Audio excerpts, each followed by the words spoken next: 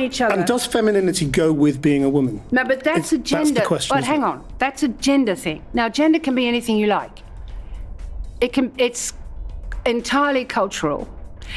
But unfortunately, sex is not entirely cultural. It's something you're born with, whether you like it or not. And most of us who grow up to be women, who have our first period, 12, 13, 14, whatever, traumatizing otherwise, a body we thought we knew becomes smelly and dirty and different. And then the boys come along who've been watching pornography and say that we're not groomed, we have to remove our body hair and so on. We're going to spend our lives removing body hair. That's femininity, which is the fake version of femaleness. Female is real and it's sex, and femininity is unreal and it's gender. And it's a role you play. And for that to become the given identity of women is a profoundly disabling notion. But in the... I was going to talk about women and power, the lessons of the 20th century, because I think there's a lot of triumphalist talk that masks the real historic situation. And apparently people have decided that because I don't think that post-operative transgender men, i.e. M2F, transgender people are women, I'm not to be allowed to talk. But surely if a man who feels that he actually would like gender reassignment to make him, her, feel more comfortable in her body, then that's what should be done. They should be allowed to do that. I'm not saying that people should not be allowed to go through that procedure. What I'm saying is it doesn't make them a woman. It happens to be an opinion. It's not a prohibition. Carry on if that's what you think it is you want to do. I've been accused of inciting violence against transsexual people. That's absolute nonsense. But do you feel that the transgender community has too big a voice now? It seems to me you're saying that they're becoming what feminists were often called strident. Yes, but they very seldom were strident, alas. I think that a great many women don't think that post-operative or even non-post-operative transsexual M2F transsexual people look like, sound like, or behave like women. But they daren't say so. But just because they daren't say so doesn't mean that that person can't feel like that and feels more comfortable with themselves. Yeah, but so what? That's not my issue. I don't even talk about it. Not everybody does feel comfortable, by the way, post-operatively. There's been a couple of cases I found very interesting where the actual acceptor of the procedure has felt that it's been a disaster. But for those who do not feel it's been a disaster and feel more comfortable, then do you understand how they might feel that you have been hurtful towards them? People are hurtful to me all the time. Try being an old woman. I mean, for goodness sake. People get hurt all the time. I'm not about to walk on eggshells. So you believe in free speech, really, no matter what? Well, not quite no matter what. You don't have to say everything that's in your mind. You do use tact in the usual way. I would, for example, with someone who wished to be known as female, use female speech forms as a courtesy. Now, though, people who are intersex are feeling a little more confident about coming forward and a level of acceptance. But for example, a woman who outwardly has female genitalia but inside has testes and doesn't wish to have them, rather than accepting that she has them, she should be allowed, shouldn't she, and offered the chance to remove these inner testes.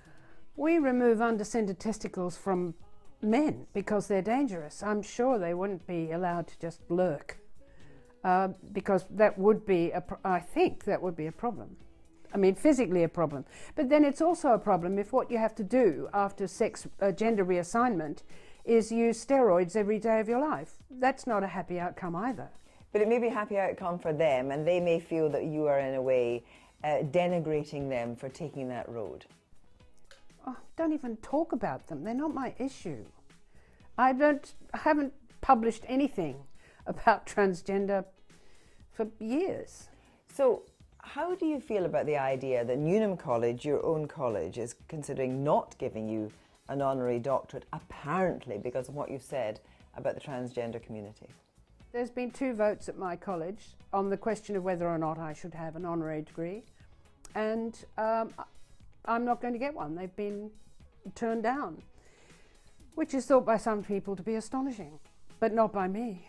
So someone like Caitlyn Jenner, for example, who has been who's been on the front of lots of magazines and apparently is, I think I'm right in saying, getting an award for being a Glamour Woman of the Year. What do you think about that?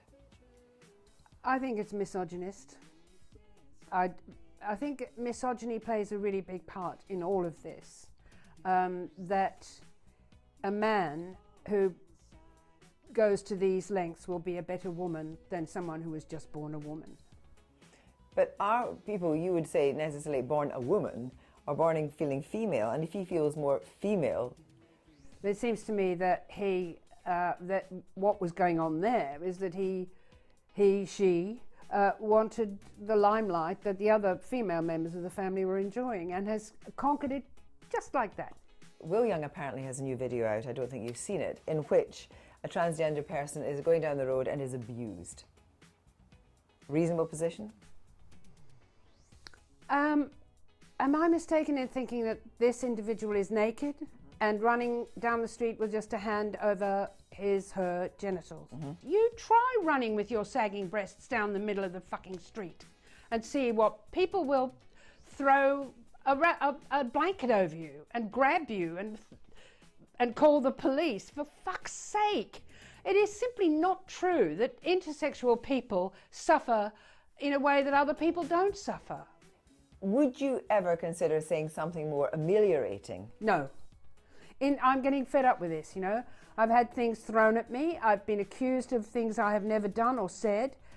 People seem to have no concern about evidence or indeed even about libel. If a man has his gender reassigned and outwardly and he feels inwardly is a woman, in your view, can he be a woman or not? No. Do you understand how people feel that's insulting? I don't care. People get insulted all the time. Australians get insulted every day of the week. Finally, if your safety is guaranteed, will you go to Cardiff? I'm getting a bit old for all this. I'm 76. I don't want to go down there and be screamed at and have things thrown at me. Bugger it. It's not that interesting or rewarding. Germaine Greer, thank you very much indeed.